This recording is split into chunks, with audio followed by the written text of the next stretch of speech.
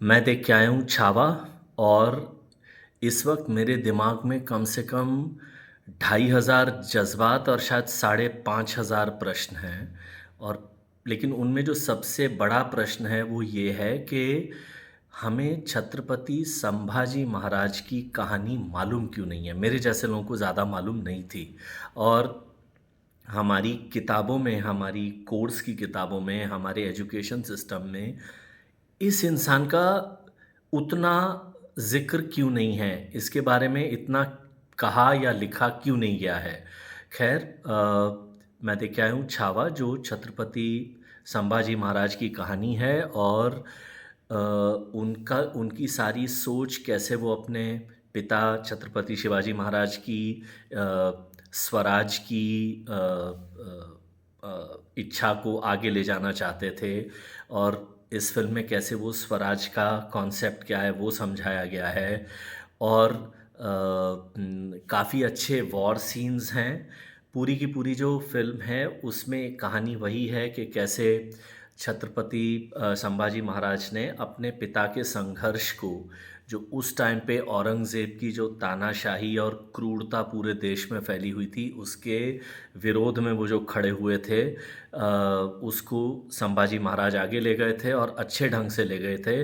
और फिर वही जो होता है कि घर के ही लोग उन्हें कैसे उनकी घर के लोगों की गद्दारी की वजह से, जिन्हें जिन्हें वो अपना मामा मानते थे, उनकी गद्दारी की वजह से वो पकड़े जाते हैं और बहुत बेदर्दी से उनको मारा जाता है। इसलिए इस फ़िल्म का जो क्लाइमैक्स है ना, वो कमज़ोर दिल के लोगों के लिए नहीं है, सेंसिटिव लोगों के लिए नहीं है। और यही यही बात, मतलब यहाँ पर फिर से वही, मैं ये कहानी बस इतनी सी है कि उनके उस 8-9 साल के संघर्ष और उनके बलिदान पे फ़िल्म ख़त्म होती है और कैसे वो जो स्वराज की सोच है वो आगे चल पड़ी है, यहाँ पर ये कहानी ख़त्म है। लेकिन इस फ़िल्म को देखकर आपको समझ में आता है कि औरंगज़ेब की क्रूरता के बारे में हमने कई किस्से कहानियाँ पढ़े हैं, लेकिन इस फ़िल्म में जिस ढंग से उस बादशाह की क्रूरता और पत्थर दिली को, मतलब वो एक मज़हबी पत्थर दिली को जिस ढंग से दिखाया गया है, फ़िल्म ख़त्म होते-होते तक ना थिएटर में कई लोग थे जो लिटरली उस वक़्त औरंगज़ेब की गर्दन पकड़ के उसका गला घोंटना चाहें। और इसका थोड़ा क्रेडिट जाता है अक्षय खन्ना को, उन्होंने जिस ढंग से वो परफ़ॉर्मेंस दी है। और ज़्यादा मतलब उन्होंने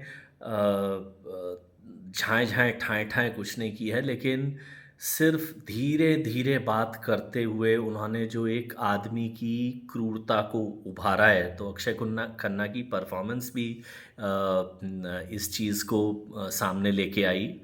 लेकिन वही चीज़ के ये फ़िल्म इसलिए भी देखने लायक बनती है क्योंकि ख़ास तौर से इसका जो आखिरी 25 मिनट है ना, जब औरंगज़ेब और संभाजी आमने-सामने आते हैं और उनके बीच में वो संवाद होते हैं और वो जो एक संवाद आता है ना कि अपना धर्म बदल बदल लो, ज़िंदगी बदल जाएगी, मुग़लों की तरफ आ जाओ, और पलट के संभाजी महाराज का कैरेक्टर कहता है कि मराठों की तरफ आ जाओ, ज़िंदगी बदल जाएगी और धर्म भी नहीं बदलना पड़ेगा। पूरे थिएटर में इस बात पे जो तालियाँ बजीं, जो एक ऊँची सोच की ऊँचाई आ गई इस संवाद में। और मैं एक और थोड़ी-सी स्ट्रॉन्ग बात कहना चाहूँगा कि इस मुल्क में जो धुरंधर हैं ना, जो डायरेक्टली इनडायरेक्टली औरंगज़ेब जैसों के लिए बहस करते हैं, उसमें अच्छाई ढूँढने की कोशिश करते हैं, वो भी देख लें थोड़ा-सा इस फ़िल्म को। बाकी ऐसे लोग सुधर जाएँगे, बदल जाएँगे, मुझे कोई ख़ास उम्मीद नहीं है। लेकिन जिन लोगों को कम से कम संभाजी महाराज की कहानी मालूम नहीं है, उन्हें ये फ़िल्म ज़रूर देखनी चाहिए। मुझे ये फ़िल्म काफ़ी पसंद आई और इस फ़िल्म के बारे में विक्की कौशल की परफ़ॉर्मेंस के बारे में बात किए बिना इस रिव्यू को बंद करना बहुत बड़ी बेइंसाफ़ी होगी। विक्की कौशल ने आज तक जितनी भी परफ़ॉर्मेंसेस की हैं, आपने उनकी जितनी भी अच्छी-अच्छी परफ़ॉर्मेंसेस देखी हैं, जैसे वो मशान वाली या और भी फ़िल्मों में या उरी में या जहाँ भी, वो सारी की सारी परफ़ॉर्मेंसेस एक तरफ और उनकी ये संभाजी महाराज की परफ़ॉर्मेंस एक तरफ। मतलब बिल्कुल ऐसा लगता है कि जैसे छत्रपति संभाजी महाराज आके हमारे सामने खड़े हो गए हैं, उस ढंग से उन्होंने इतनी इतनी कन्विंसिंग ढंग से एक्टिंग की है। रश्मिका मंदाना को जिनकी काफ़ी टाँग खींची जाती है, उनकी एनिमल फ़िल्म में जो उनकी एक्टिंग थी उसकी वजह से, या शायद थोड़ा बहुत पुष्पा फ़िल्म में जो उनकी एक्टिंग थी उसकी वजह से, लेकिन इस फ़िल्म में उन्होंने काफ़ी अच्छी एक्टिंग की है। कुछ-कुछ सीन में वो विक्की कौशल को बिल्कुल मैच कर गई हैं अपनी परफ़ॉर्मेंस से, ये भी एक और बहुत बड़ा उनका अचीवमेंट है। इसके अलावा और भी जो छोटे-मोटे एक्टर्स उनके आस-पास छोटे-मोटे कैरेक्टर्स या जो भी उनके आस-पास हैं, जैसे आशुतोष राणा हैं, और अपने वो मिर्ज़ापुर वाले चाचा हैं औरंगज़ेब के गैंग में। तो इन लोगों ने भी काफ़ी अच्छी एक्टिंग की है। कुल मिलाकर एक चीज़ का आप ध्यान रखें जब ये फ़िल्म देखने जाएँ, ये वो तानाजी टाइप फ़िल्म नहीं है कि एक एक टाइप की स्टोरी और उसके आस-पास एक एक्शन थ्रिलर टाइप।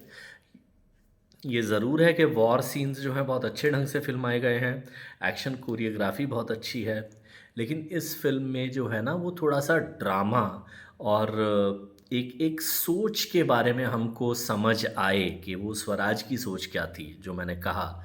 ये फ़िल्म उस पे ज़्यादा फ़ोकस करती है और बड़े अच्छे ढंग से फ़ोकस करती है और एक्चुअली इसका जो मेरे लिए तो जो पूरी फ़िल्म थी वो एक हद तक पैसा वसूल तो थी, लेकिन इसका वो जो क्लाइमैक्स है ना जब संभाजी को पकड़ लिया गया है और औरंगज़ेब के साथ जो उनकी बहसबाजी हो रही है, ख़ास तौर से उनका वो जो अपने उनका वो एक जो कवि दोस्त है, उनका जो बिल्कुल हमसाथी जैसा है, वो जो सीन्स हैं ना, they are the icing on the cake. तो ये मेरी तरफ से तो इस फ़िल्म को 4.5 स्टार। पता नहीं ये फ़िल्म बॉक्स ऑफ़िस पे कमाएगी या नहीं कमाएगी क्योंकि इसकी अप्रोच बहुत डिफरेंट है। लेकिन मेरे लिए ये वो फ़िल्म है जो मैं बड़े मज़े से 1-2 दर्जन बार कभी न कभी ओटीटी पे यहाँ-वहाँ थोड़ा बहुत देख सकता हूँ। अच्छी फ़िल्मों के शौकीन को ये फ़िल्म ज़रूर देखनी चाहिए।